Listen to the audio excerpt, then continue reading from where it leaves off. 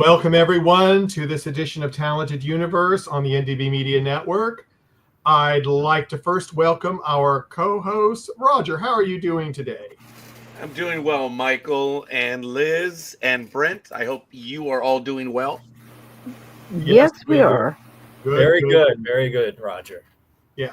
So Brent, I'd like to introduce Brent Anthony. He is here today to talk about his video channel on YouTube that is out fishing, and he videos it. And according to someone, I'm not going to mention their names, they want you to start a channel for your cooking of your fish and your recipes. Oh, but I won't mention any names because they'll probably say something. But yeah. Can I throw it from here at the opposite end of the screen? Because I think that was me last night, wasn't it? Yes, it was. That's what I thought. I make a couple cooking videos, catching cooks, and I guess that's where the channel needs to go. It needs to go in that cooking direction, It was kind of cool seeing you use the stuff that you had caught and then incorporate it into your own meals and things. That was really kind of nice to see. I mean, yeah, when you catch fish, I'm not the type of guy to like catch and release. If I'm going to catch a fish, I'm going to eat it. It needs to be sustainable. I only catch what I'm going to eat. That's something really important for me, trying to be really sustainable with my fishing. But yeah, I always try and find new recipes. I love to make like ceviches. I love to make sashimis. If you have like a really nice fish like tunas, tails, you can make some really good sashimis. Oh, you can, definitely. And here in Catalina, they have, it's really cool because I noticed along the California coast, there seems to be a different population of fish compared to on the islands off of the coast. So we have like triggerfish off, we have giant black sea bass, and triggerfish make some really delicious sashimi. I'll have to try that one. I love both sushi and sashimi, so. But Really I have a quick question for you regarding that, since you're on the topic of the food and stuff. Have you ever gone abalone hunting?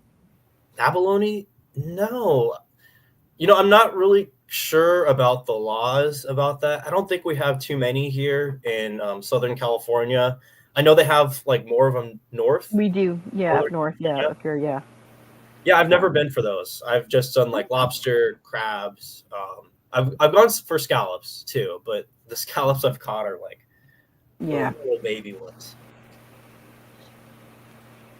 Now, do you also do you travel doing this, or do you try to stay local down in the San Diego area? Yeah, it's a good question. Normally I'm in the San Diego area, but I like to travel down the Baja. I like to travel to some other places in Mexico. There's a new place that I really want to film some videos at. It's going to be next summer, and I'm really excited to showcase where I'm going to go and the type of fish I'm going to catch. I'm going to announce it on my my YouTube channel and my Instagram pretty soon.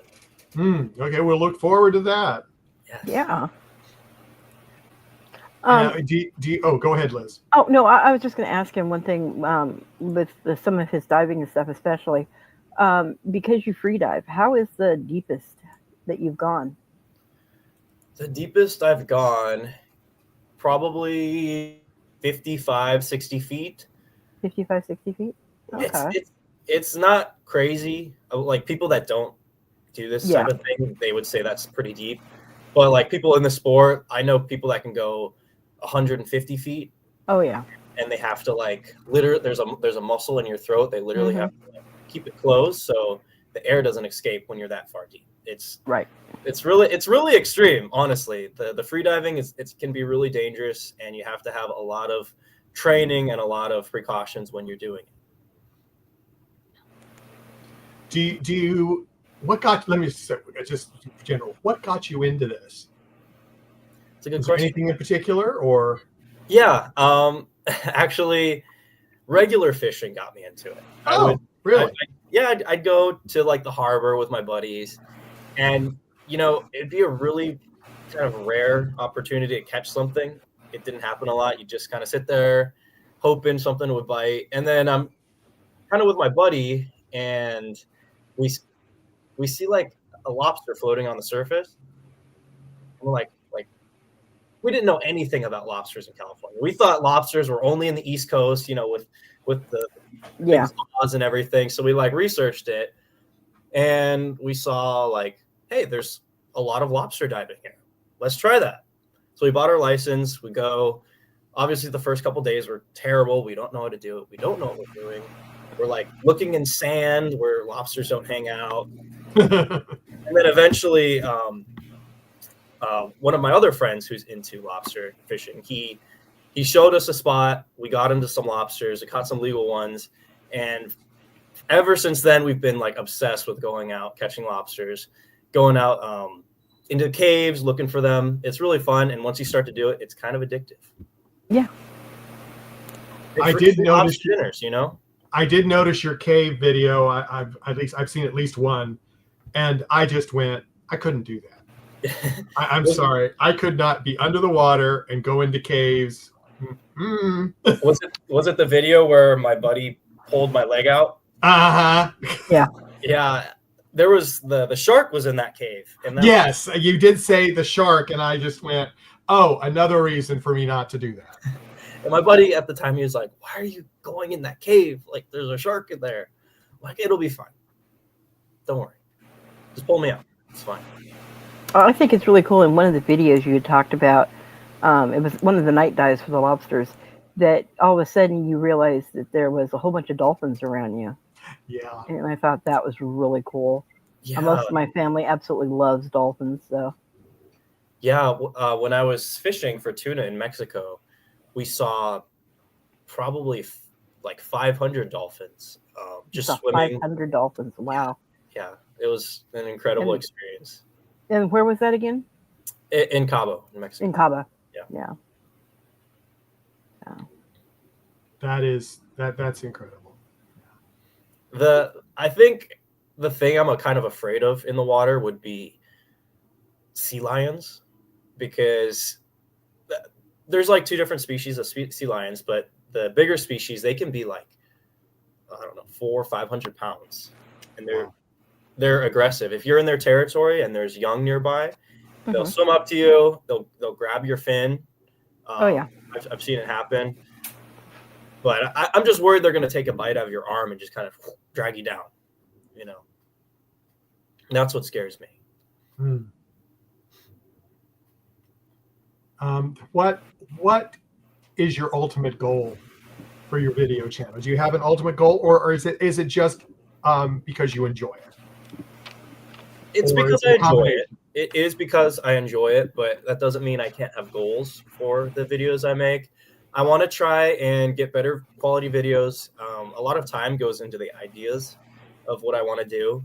My next idea is I want to go night lobster diving with nothing but a flare. Okay.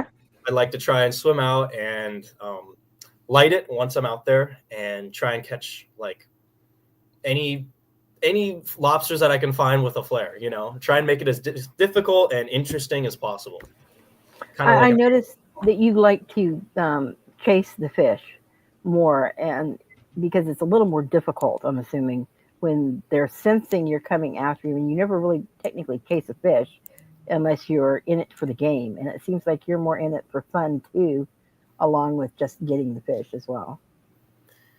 Yeah, you're not supposed to chase a fish, but sometimes I like to see how far I can get before the fish just completely is out of there. But it's not recommended to chase fish. Speaking of fish, what is the largest fish, either spear or regular, that you've ever caught?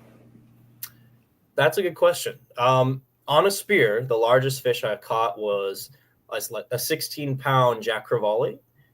I was diving for like 2 hours. I caught some lobsters, caught some smaller fish, and I was actually heading back to the shore to finish off my day. And I see like this just big Jack Crevalle by himself, and he's not even 15 feet from the shore. So he's really close to the shore, and I lose it. I'm like, in the video, I'm like, oh my gosh, let's go. And I shoot him. He's like dragging me around everywhere. was like fighting this fish, holding on to him. It was a cool experience. And then on the line, I think I couldn't do it. What's that? I couldn't do it. The biggest fish I caught on a normal fishing line, it's a marlin. That was a You caught a marlin. 100-pound marlin. That's nice. Yeah. That is nice. That was my first marlin. It was very fun. So you said that's your first one, so I'm assuming you caught more than one? Yeah, but normally with marlin, you don't want to keep them. Yeah. They're a big fish, and they take a long time to grow, so you want to be sustainable, and you want to release them. Exactly. Roger, do you have a question? I do have a few, as a matter of fact. Okay, go right ahead. I see from your videos and everything, you do a lot of, I guess, what I would call deep sea fishing, but it's probably not. I wonder if you do any like freshwater fishing, because I've always wanted to do that myself. I went up to Alaska in 2022 to maybe do some of that, but it was too early in the season. Is that something that also interests you, or no? It's got to be more water and it's got to be deep. Yes, I love like the idea of going to Alaska and doing a trip. I have done like a crawfish video with my buddies. We caught crawfish with our hands, and we had a crawfish boil at the end of the video.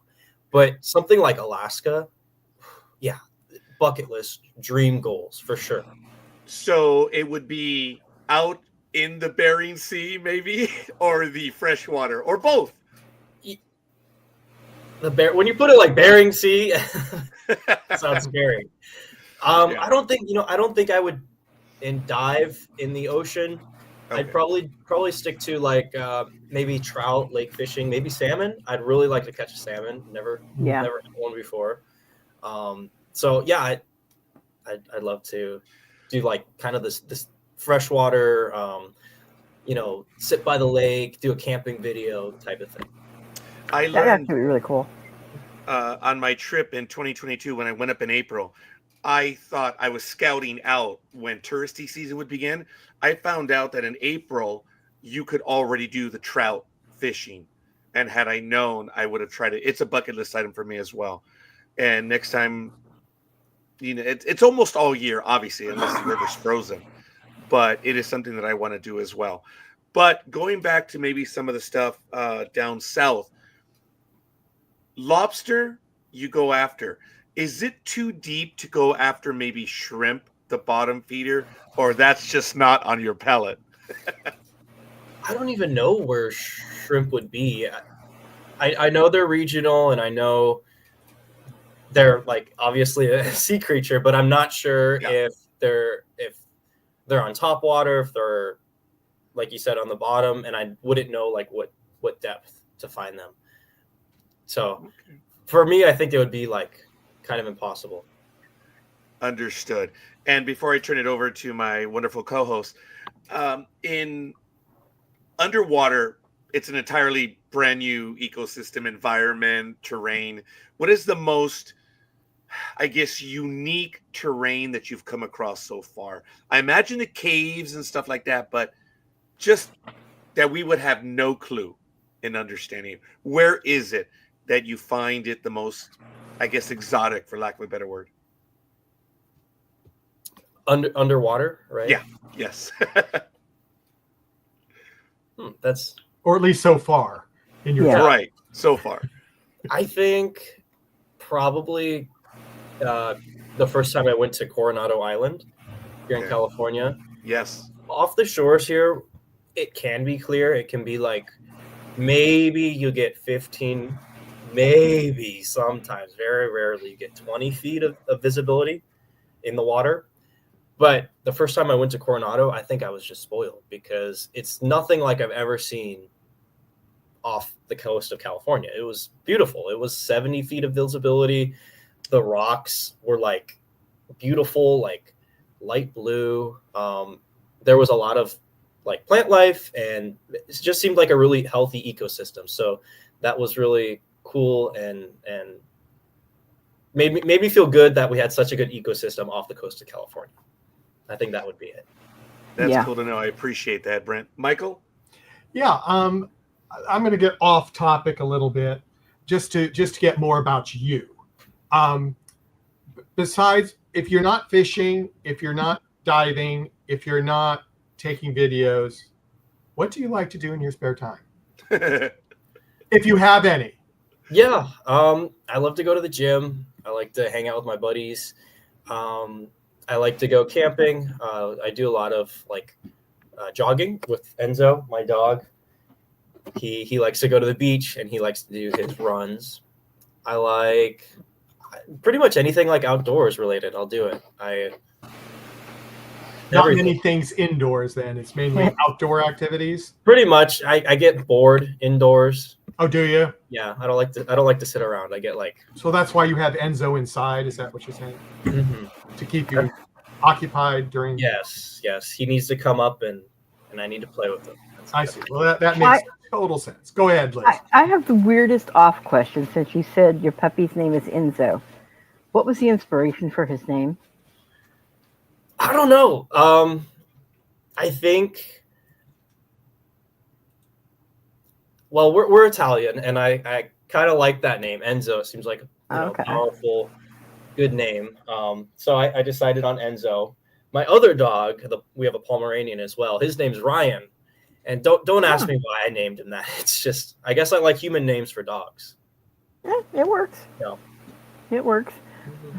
Our little fat, half deaf, half blind Chihuahua is named Max of all things. So, like I said, you probably will hear him barking in the background if something comes up. The neighbors come over or whatever. Yeah. Question for you. You already kind of said what you really like to do as far as some of your dream places, but what would you classify you want it to be the most or the best or the most experience? What would be your dream experience to do?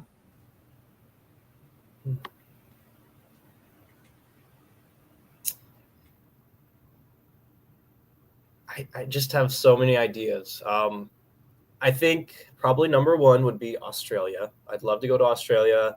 I'd really like to collaborate with some of the YouTubers down there. Mm-hmm. They can show me, their territory and where they like to go. But to camp and to go crabbing, because you could do so much in Australia. That's why it's really you definitely can, yeah. It's so biologically diverse and beautiful. You can one day be in the water spearfishing for fish, and then you could have another day where you're going for lobster, and you could have another day where you're on land catching crab because they have mud crabs there. Exactly. So there's just so much to do there. The next one, I think it wouldn't be really like hunting related. Maybe it would be just like kind of a travel video, but I'd really love to go to the Galapagos Islands. Oh, that would be amazing. They have the biggest turtles in the world there. Turtles have been my favorite animal since I was a kid. So I'd really love to see them. It would kind of like complete a childhood dream of mine. And it'd be really fun to film it as well. Well, you filmed with the turtles. And actually, I had a question. When the biologist was going down and showing you stuff in the nest, did he explain how when he puts that stick in, he doesn't hit one of the eggs? Is it just a really gentle thing, or? I was thinking that as well. Oh, you were? Okay. Yeah, I think he's just putting it down. Like, it looks a little fast, but it's like at a speed where you're not going to puncture something. Obviously, the sand is more soft there, so I think he just kind of gently put it in. Because no eggs were punctured or anything. Oh, yeah, no. No, I saw that, and it came to mind. It's like, how is he doing that? And I've seen other videos of them doing that, and I thought, okay, well, you were there, you filmed it, you probably would at least have gotten an explanation. Yeah, it was really cool. I learned that the turtles come back to the place they're born to lay their eggs. So you can kind of track the turtles back. So if they're laying their eggs there, that means that's where they were born. And that cycle keeps repeating. And that's why it's really important to keep our coastlines without buildings. Exactly. The turtles. Exactly. So with this channel that you're doing, besides going and showing a lot of the stuff you're doing, are you also trying to bring more awareness to the ecosystem and the protection of it? Yeah, so I think with my turtle video, I kind of tried to do that. I tried to talk about some facts and some, how really rare it is for turtles to have a successful reproductive cycle.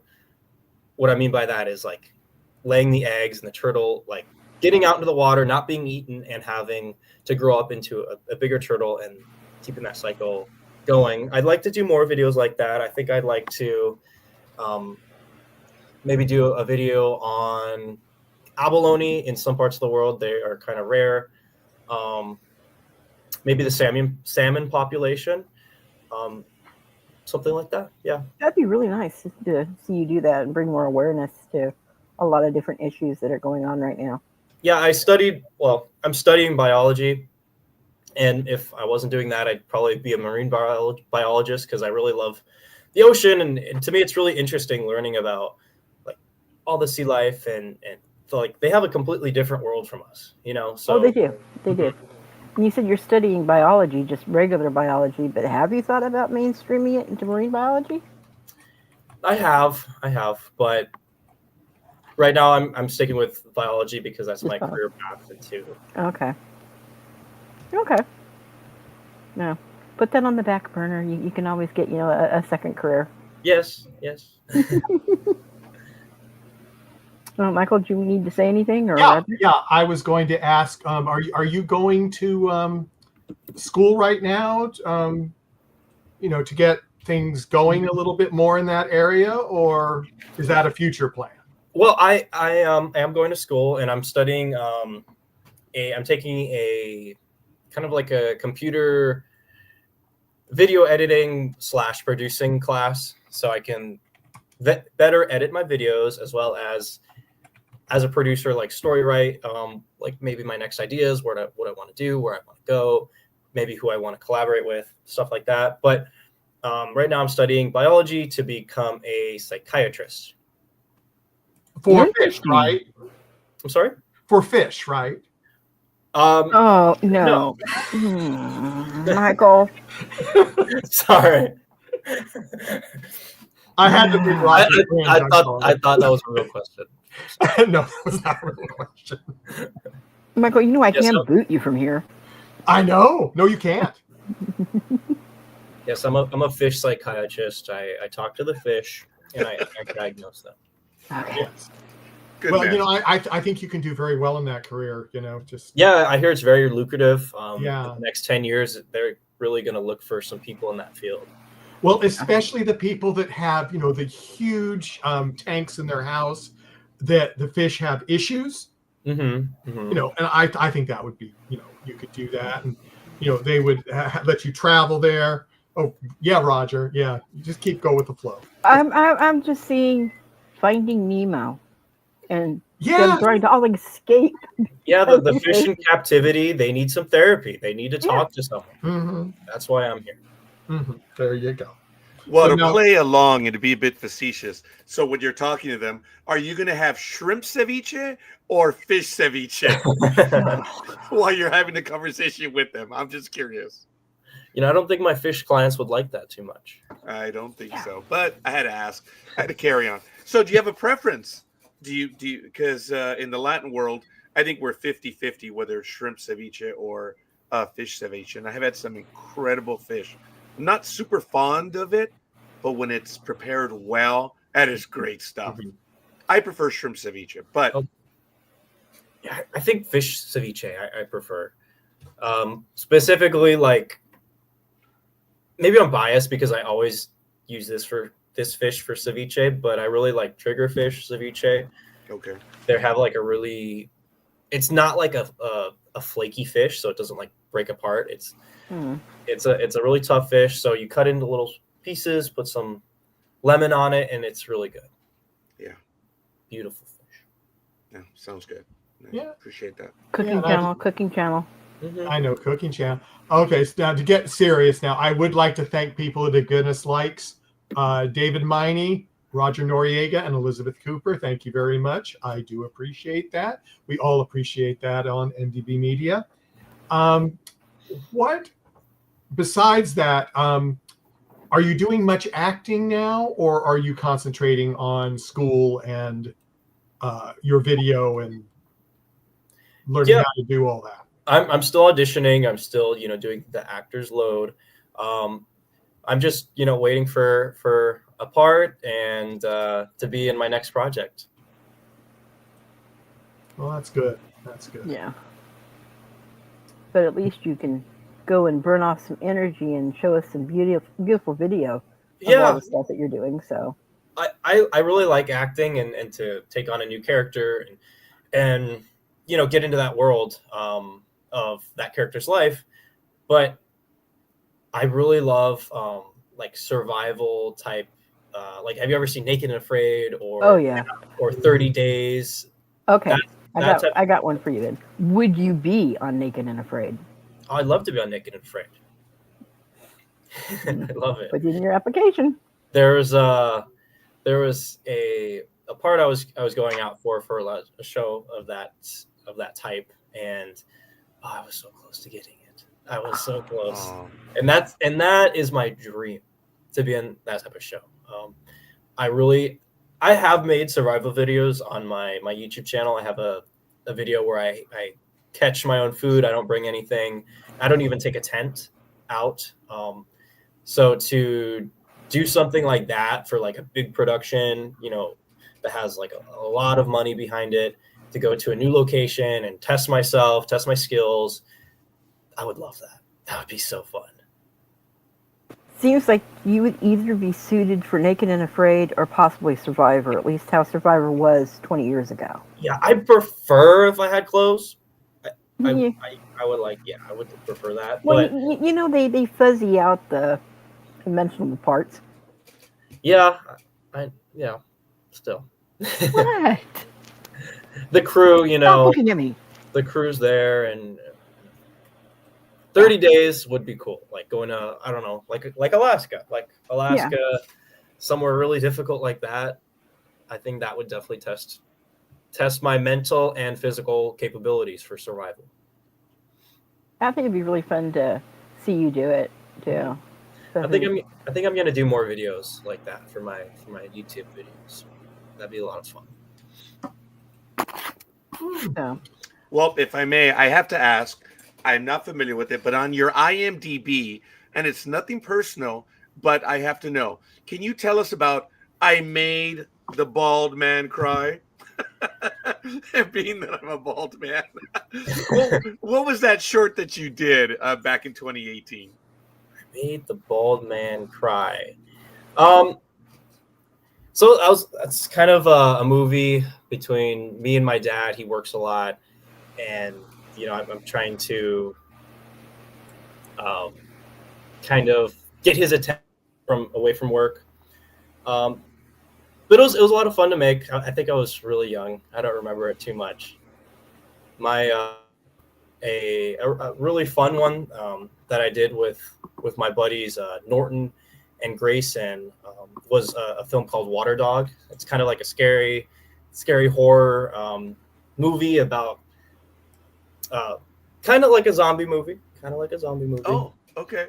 But that was really fun to make because I had my buddies, and obviously in the movie they're also my buddies. So that chemistry really came across between our banter and how we react with each other, and it came out really natural, really good. I really like that performance. Along that same token, what genre, if you have a chance to sit and relax and watch, TV or movies with your friends, what would you go and actually choose? Would it be horror? Would it be dramatic? Would it be sci-fi? Horror, for sure. I like horror. I like the suspense, and I like to feel scared. Yeah. So, that's actually a good answer. So. Scary stuff. You like horror too? Yeah, I do. So does my daughter. It's good. So. Yeah, let's go around. Any last questions for anybody so we can let Brett get back to making more videos? But bringing me a lobster or two? Not that far away. I have you Uber it up to me. How's that? My aunt's always asking for lobster. Well, my other family members are too. They all want some. Brent, I have to ask. I mean, it's a very dumb question because I don't know any better. But I thought lobster was deep down. But I guess that if you're diving 20, 30, 40 feet, it's not a deep sea creature. So, there's no dumb questions. No, that they can be really, really deep. I think they can be hundreds of feet deep. Okay. It just happens that they're also not that deep, and I can catch them. Generally, they're bigger the deeper you go. It's kind of hard to find legal ones, Yeah. shallow areas, because people have already picked over them and stuff like that. But yes, there's lobsters, I think, like 10 feet of water. Wow. I was genuinely surprised when you mentioned that, and I think it's in one of your videos where it's just on the surface or thereabouts. And that's not the impression I had, because I think I grew up with some National Geographic and other videos where they're on the ocean bottom. Yeah, when I first started, I thought that too. That's why I thought, like, hey, it's like not possible to get lobster.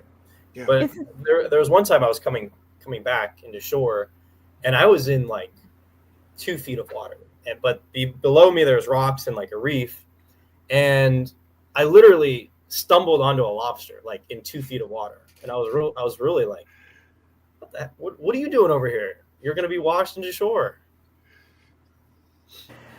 To my understanding, and I could be completely wrong with this, but I think a lot of the deeper dive for the lobsters are probably all more toward the Atlantic coast versus us here in the Pacific, along the Pacific line. I think they're much more shallower, and certain shells are different, and they can come up higher. Okay. So I didn't know that. Yeah, I have itty bitty knowledge, not much, but itty bitty. it's cool.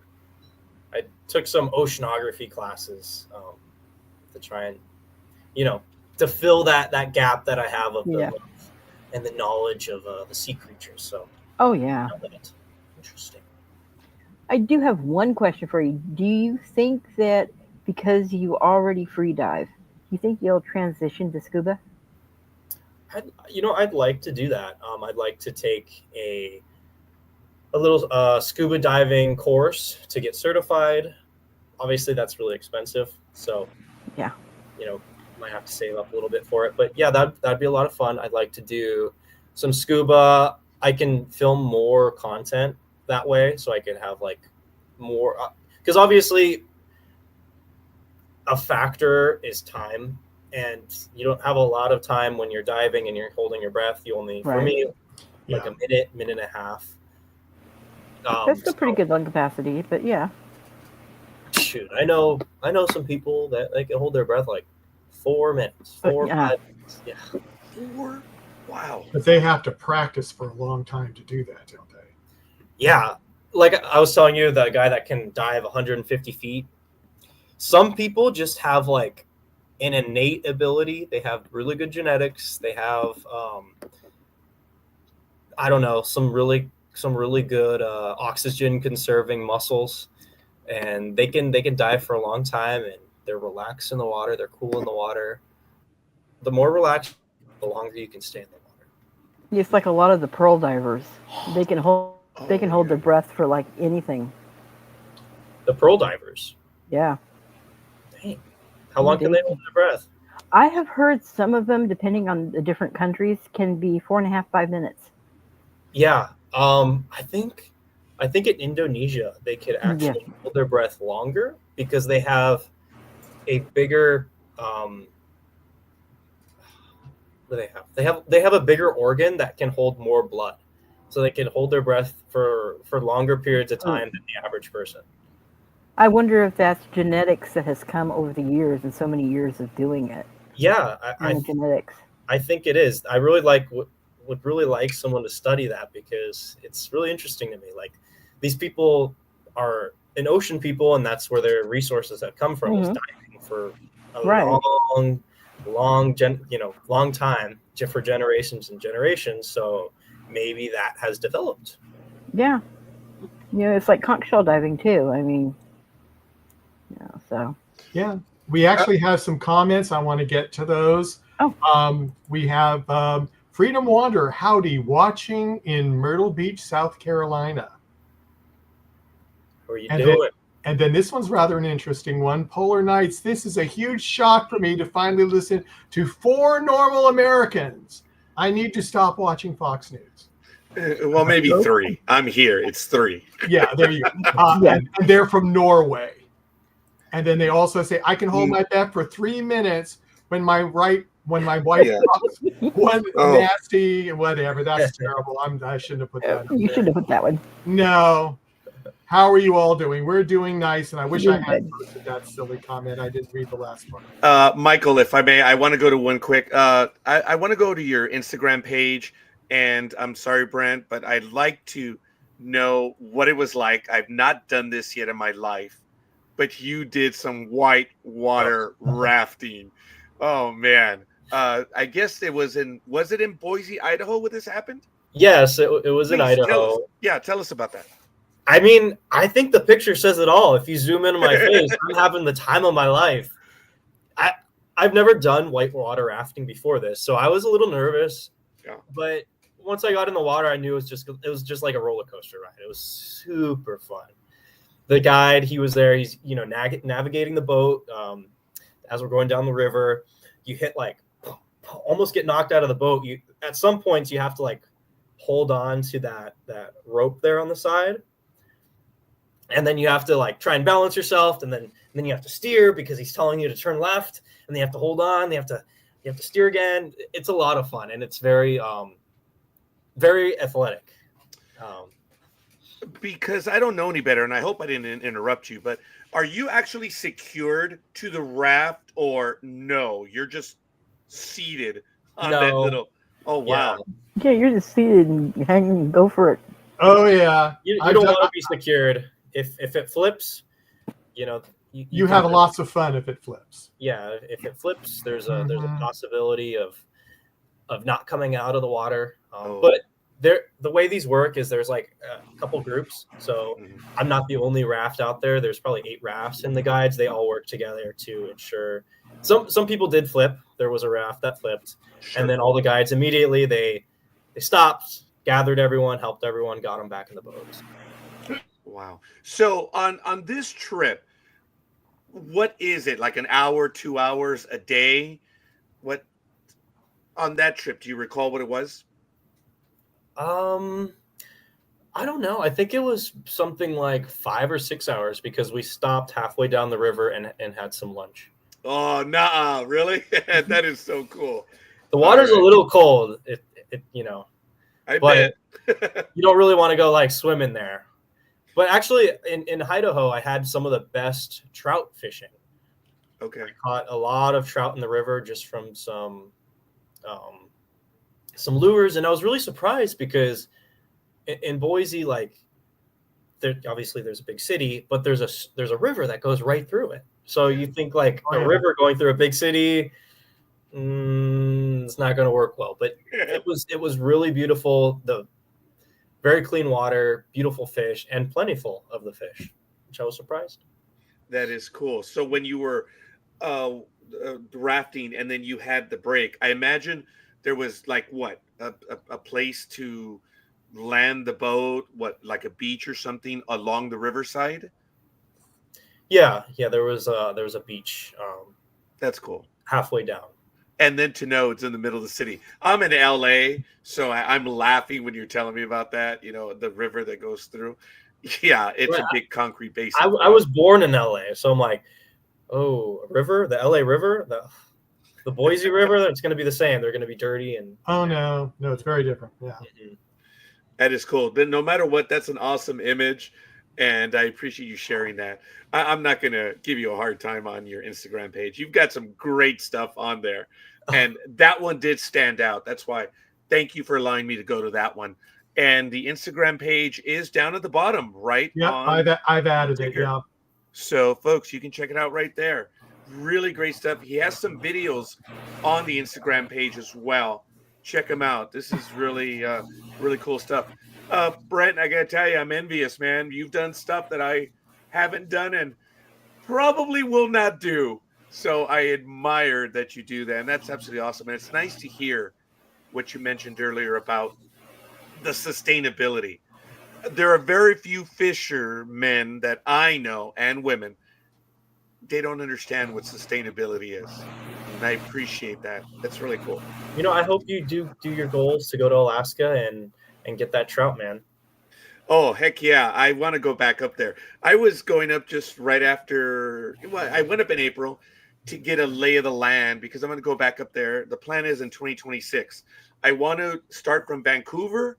I want to drive up to Fairbanks, and I want to take the Alaskan Highway and come back down to the Kenai Peninsula. Oh my gosh. I got to tell you, Brent, the Kenai Peninsula was gorgeous. So you would drive that? Yeah, I want to drive it. Yes. Ooh, okay. Yeah.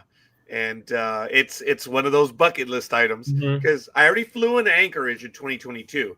Mm-hmm. And like I said, I drove down the Kenai, and it's just, oh my God, it was amazing. In April, it was beautiful. Yeah. I love the road trips. Just be careful. Yeah, no, I hear you. And it's like 2,000 miles from Vancouver all the way up to Fairbanks. It would be a challenge. Yeah. So I am looking forward to that. But a lot of the stuff that you do, Brent, I say this in a good way. I'm envious of you. I could not do a lot of stuff that you do. And this is awesome that you're sharing it with us. I appreciate that, young man. Keep it going. And I'm a fan. I've already subscribed. I'm going to be following. And I better like this one now. And I have. I hadn't done that yet. I don't think I've subscribed on Instagram, but I am now. So on YouTube and Instagram. You have a fan here, young man. And I appreciate it. Thank you. Yeah. Is there anything else, Brent, you wanted to bring up that we haven't brought up yet? I think that's pretty much covers it. I wanted to talk again, about some really cool videos coming up with I'm going to use a flare to go lobster diving. So I'm not going to use a flashlight. It's going to be at night. Can't see anything. The only light source is going to be with a flare. So I think that's going to be really cool. I'm having a big fishing trip coming up. I'm going to, well, I can just tell you, I'm going to somewhere in Europe and make some videos there. Oh, that one we will be looking forward to. And you'll be sending at least one of the lobsters from that catch to Liz, right? There will be one coming in the mail. Okay, there you go. Let me make a deal now, and I'm going to be a jerk. You don't have to send it if we could talk to you again about this. Okay. Okay, fine. I'll agree to that. Yeah. That would be cool. Sorry, Liz, I cut you out on that one. Oh, that's okay. You normally cut me out of everything anyway, but I agree with you so long as we have it back. There's a lot more there that I will not. And I'm not saying a word. So you don't want to touch what's going on there. That is no. Funny. It's nervy if she mentions it on air. So that's funny. Yeah. She's in Sacramento. I'm in LA. That should tell you everything, Brent. Yep. That was good. Appreciate that. Brent, thanks, man. I've learned a lot in this interview. Thank you guys. Awesome. You guys are good hosts, and it was really nice talking to you guys. Yeah, Brent, anytime you'd like to come back, when you've got something else coming out, just let me know, and we'd love to have you back on. Or if you don't, if you just want to shoot the breeze and tell about some more of your experiences, hey, that'd be great. For sure, Michael. And sorry, and also, Michael, at any time you would like us to get word out, drop us a line. We'll gladly advertise. That's cool. You've already been on with us. You've already paid the price, per se. Yeah, you've suffered through my silliness, so yeah, you can. If we could help get word out in any way, you let us know, and we'll advertise it on all of our programs. And we have a lot of programs on the network, so. Nice. You do. I hope to get something going. I hope to have a new project coming up, something big to talk about. So I'd like to be on again. Cool. Love to have you, Brent. Heck yeah. Awesome, guys. It was nice meeting you. Nice meeting you. And people in the chat room, thank you for joining us. Please go to ndbmedia.net and see all of our programs. There's many of them, all sorts, travel shows, sports shows, interview shows, chat shows, a whole bunch of things, different subjects, sci-fi, music scene, a whole bunch of things. So just enjoy it, whole spectrum of things. So everyone, on behalf of NDB Media and Talented Universe, thank you all for coming. We'll see you next time. Bye-bye. Bye.